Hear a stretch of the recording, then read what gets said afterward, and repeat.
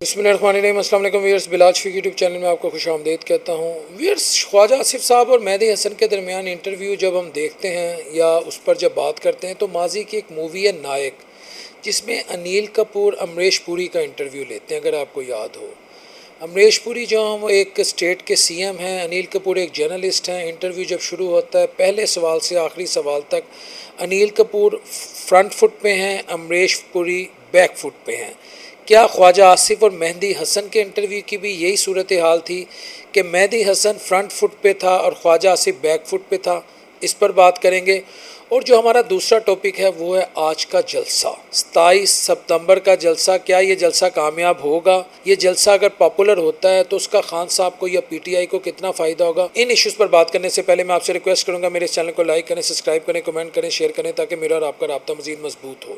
Wears, آج کا ہمارا ٹاپک ہے خواجہ آصف صاحب اور مہدی حسن کے درمیان جو ایک انٹرویو ہوا۔ اس انٹرویو کو دیکھ کر یقین کریں وہ ماضی کی ایک مووی ہے نائک۔ حتیٰ کہ let me make it clear, نہ تو میں خواجہ آصف صاحب کو امریش پوری سے منسوب کر رہا ہوں، نہ ہی میں مہدی حسن کو انیل کپور سے منسوب کر رہا ہوں۔ خواجہ آصف صاحب ہمارے ڈیفینس منسٹر ہیں، ہمارے لیے قابل عزت ہیں، لیکن وہ نائک مووی جب ہم دیکھتے ہیں نا کہ انیل کپور سوال پہ سوال پھینک رہے اور امریش پوری کنفیوژن میں جا رہے ہیں، ایسی صورتحال گزشتہ رات تھی کہ مہدی حسن سوال پہ سوال کر رہے ہیں اور خواجہ آصف جو ہیں جواب نہیں دے پا رہے۔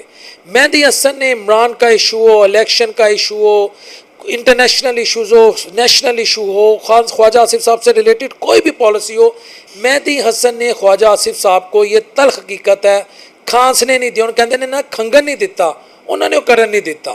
حتیٰ کہ ایک طرف پی ایم ایل این ہے یا جو موجودہ گورنمنٹ ہے وہ یونائٹڈ نیشن میں شہباز شریف کی تقریر پر، پریزیڈنٹ ٹرمپ کی شہباز شریف صاحب سے ملاقات پر، پاکستان کے جو ڈیفنس ایگریمنٹ ہوئے ہیں سعودی عربیہ پر، یعنی خوشی کا سماں ہے۔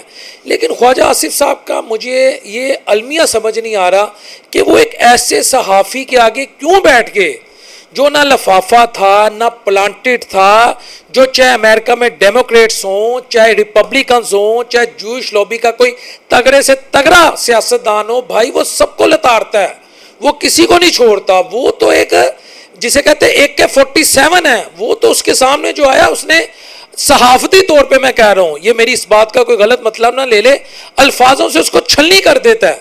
اب میں خواجہ آصف صاحب کی بات مجھے سمجھ نہیں آئی کہ ایک آپ کی گورنمنٹ ہے، آپ کی فورن پالیسی چل رہی ہے، آپ ڈیفنس منسٹر ہیں، آپ امریکہ میں موجود ہیں، پریزیڈنٹ ٹرمپ آپ کی بلے بلے کر رہے ہیں، میڈل ایسٹ سے آپ کی بلے بلے ہو رہی ہے، آپ مہدی حسن کے سامنے جا کے بیٹھ گئے اور مہدی حسن نے خواجہ صاحب آپ کو کھانسنے نہیں دیا، آپ کو کھانسی کرنے نہیں دی۔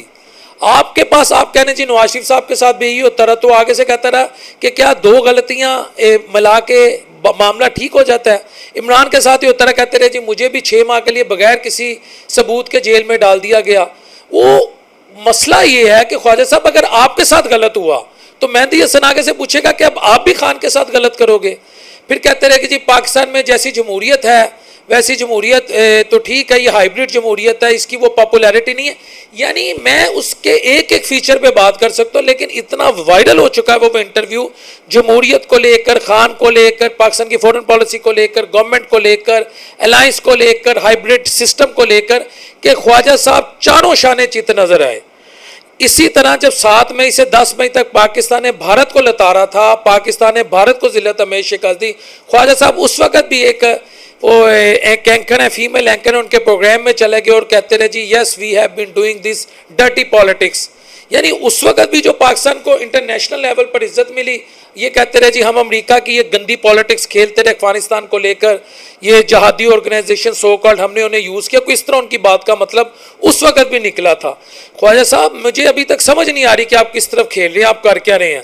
اچھا، اب خواجہ صاحب جس وقت UN میں تقریر بھی کر رہے تھے تو اس وقت بھی انہوں نے ایک ایسی خاتون ان کے پیچھے تھی، چلیں جی ہم مان لیتے خواجہ صاحب کی بات کہ انہوں نے نہیں بٹھائی، اور وہ بڑی نیسٹی لیڈی ہے۔ ویئرس، وہ جو خاتون ہے ڈاکٹر شمع جنیجو ہے، وہ اوپنلی کہتی ہے کہ جو اسرائیل ہے اس کے ساتھ ہمارے ڈپلومیٹک ریلیشن ہونے چاہیے، میرے بس میں ہو، میں آپ کے ساتھ اس کی ٹویٹ شیئر کر سکتا ہوں کہ میں ان کے ساتھ وہ سیلفی لوں، یاہو کے ساتھ میں سیلفی لوں، میرے آئیڈیل ہیں، پاکستان بلا وجہ پیلسٹائن کے کوز کے پیچھے پڑا ہوا، اس طرح کی وہ باتیں کرتی رہی ہیں۔ تو وہ خواجہ صاحب کے پیچھے بیٹھی، خواجہ صاحب نے کہا جی یہ منسٹری آف فورن افیئر سے پوچھا جائے، میں اسے جانتا نہیں۔ چند گھنٹے بعد خواجہ صاحب اور میاں شہباز شریف صاحب کے ساتھ ان کی تصاویر جو ہیں وہ عوام کے سامنے آ گئی ہیں۔ اب بندہ ادھر کیا کرے؟ اور پھر اجمل جامی ایک صحافی، ان کا یہ کہنا ہے کہ ڈاکٹر شمع جنیزو سے میری گفتگو ہوئی، انہوں نے کہا میں سرکاری طور پر وفد کا حصہ ہوں، ان کے مطابق وزیر اعظم نے انہیں اسپیچ رائٹنگ اسائن کی ہے۔ شہباز شریف صاحب نے انہیں کہا کہ آپ اسپیچ لکھیں۔ ڈاکٹر شمع جنیجو کے بقول اپریل 2025 سے وزیر اعظم خود انہیں تقریر لکھنے والی ٹیم میں نامزد کیا ہے۔ یہ سب آفیشیل ہے اجمل جامی کا انکشاف۔ اور وہاں کہا جا رہا ہے کہ جی فورن آفس سے پوچھے، ڈیفنس منسٹری کہہ رہی ہے، فورن منسٹری کہہ رہی ہے جی ہمیں نہیں معلوم، اور اجمل جامی کہہ رہے ہیں کہ ڈاکٹر شمع جنیجو کہہ رہی ہے کہ وزیر اعظم کہہ رہے ہیں ان کو یہاں پہ رکھا جائے۔ تو یہ سارا ایک کمپلیکیٹڈ سلسلہ ہے۔ پھر اس کے ساتھ ساتھ جو عامر متین، انہوں نے خواجہ صاحب کے متعلق لکھا ہے، خواجہ صاحب کو اس وقت تو استعفیٰ دے دینا چاہیے یا تو ان سے لے لینا چاہیے، انہوں نے ریاست پاکستان کی بے عزتی فرمائی ہے، اتنے نالائق جواب جس سے پاکستان کی شان میں بہت کمی آئی ہے۔ پتہ نہیں ان کو کیا زوم ہے کہ کیونکہ وہ اسمبلی میں بدتمیزی سے اپوزیشن پر دھار سکتے ہیں، خواتین کو ٹریکٹر ٹرالی یا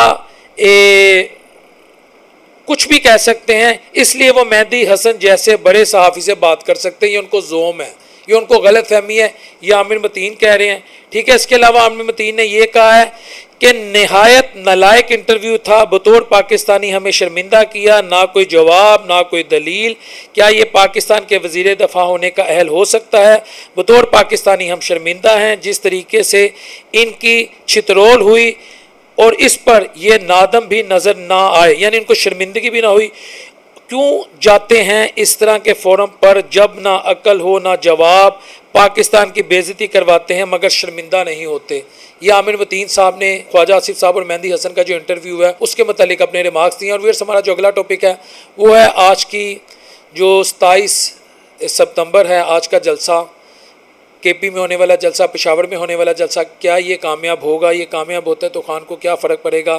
ناکام ہوتا ہے تو خان کو کیا فرق پڑے گا؟ یاد رکھیں اب خان جو ہے نا، جہاں تک میری سیاست ہے، جتنی میری عقل میں بات آتی ہے، جتنی میری ناقص عقل ہے، آپ جو مرضی سمجھ لیں، عمران خان اب جلسوں سے، پارلیمنٹ سے، تنقید سے، میڈیا سے، سوشل میڈیا سے اب اوپر اٹھ چکا ہوا ہے۔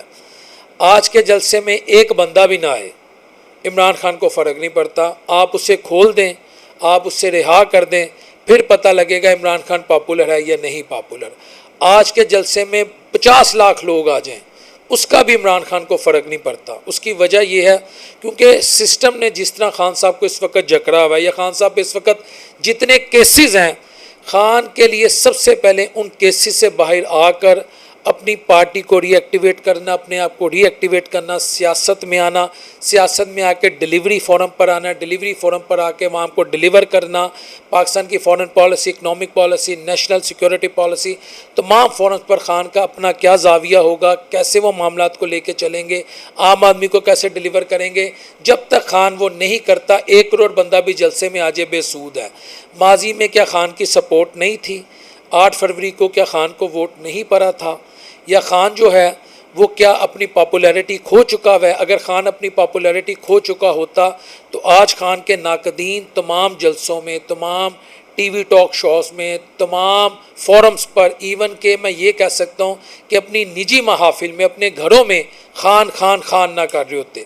تو خان اب جلسے سے اوپر کی چیز ہے، خان کو آپ جلسے تک محدود نہیں کر سکتے۔